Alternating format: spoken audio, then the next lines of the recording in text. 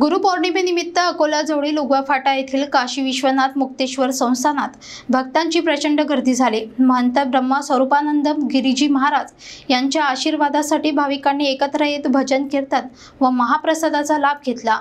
गुरुपौर्णिमेच्या पावन दिवशी अकोला शहराजवळील श्री क्षेत्र काशी विश्वनाथ मुक्तेश्वर संस्थान उगवा फाटा येथे श्रद्धेचा महासागर उसळला। हरिभक्त पारायण 1008 परमपूज्य महंत स्वामी ब्रह्मस्वरूपानंद गिरीजी महाराजांच्या सानिध्यात भक्तांनी मोठ्या श्रद्धेने दर्शन घेतले आणि त्यांचा आशीर्वाद प्राप्त केला। यावेळी परमपूज्य वैकुंठवासी गुरुवर्य भागवत महाराज, मुलामुलींची वारकरी शिक्षण संस्था खडकी टाकळी तालुका जिल्हा अकोला, संस्थापक अध्यक्ष युवा कीर्तनकार हरिभक्त पारायण गोपाल महाराज जोगदंड यांच्या नेतृत्वाखाली वारकरी शिक्षण संस्थेच्या विद्यार्थ्यांनी सादर केलेल्या भजनांनी वातावरण भक्तिमय झाले। भक्तांनी उत्स्फूर्त सहभाग घेत दिवसभर गजर, भजन आणि कीर्तनात सहभागी होत सात्विक वातावरणाचा अनुभव घेतला। संस्थेच्या वतीने भाविकांसाठी महाप्रसादाचे आयोजन करण्यात आले होते। अनेक भाविकांनी महाप्रसादाचा लाभ घेतला। परिसरात अध्यात्म आणि भक्ती सांस्कृतिकतेचा संगम पाहायला मिळाला। गुरूंच्या कृपा आशीर्वादाने या दिवशी श्रद्धा आणि भक्तीचा अनोखा संगम अनुभवायला मिळाला। उगवा फाटा हे स्थळ फक्त एक धार्मिक केंद्र नव्हे तर आध्यात्मिक उन्नतीचा मार्ग ठरत आहे। या कार्यक्रमाने अधोरेखित केले आहे। गुरुर् ब्रह्मा गुरुर् विष्णू गुरुर्देवो देवो महेश्वरा गुरुर् साक्षात परब्रह्म तस्मै श्री गुरुवे नमः।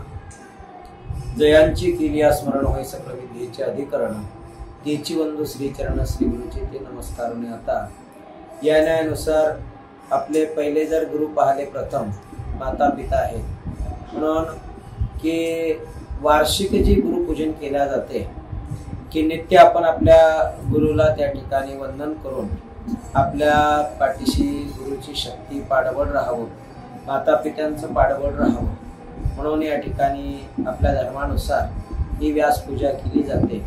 म्हणून आई वडिलांचं प्रथम आपण गुरुपौर्णिमेच्या दिवशी गुरुपूजन आपण केलं पाहिजे।